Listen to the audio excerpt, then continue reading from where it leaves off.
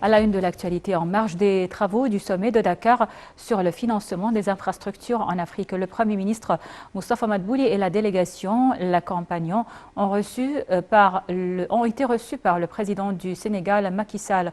Au cours de la rencontre, le président sénégalais a transmis ses salutations au président Abdel Fattah el-Sisi. Il a mis l'accent sur la profondeur des relations fraternelles qui relient les deux pays.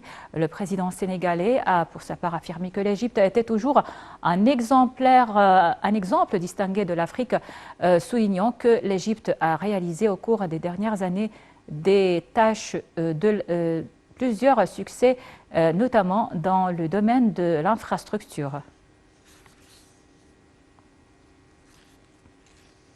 D'autre part, le président sénégalais s'est entretenu au cours du sommet de Dakar avec les représentants des sociétés égyptiennes. Lors de la rencontre, le président sénégalais a loué les grandes expertises des sociétés égyptiennes qui ont reflété une relance sur le développement de l'infrastructure en Égypte. Pour sa part, le Premier ministre Moustapha Madbouli a assuré que les sociétés égyptiennes avaient exécuté tous les projets convenus au Sénégal en respectant toutes les normes d'efficacité et de qualité.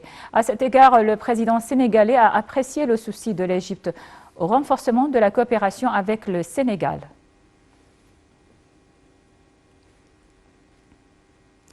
Le commandant général des forces armées, ministre de la Défense et de la production militaire, le général Mohamed Zaki, a rencontré aujourd'hui un certain nombre de commandants et officiers de l'armée nommés au poste de direction.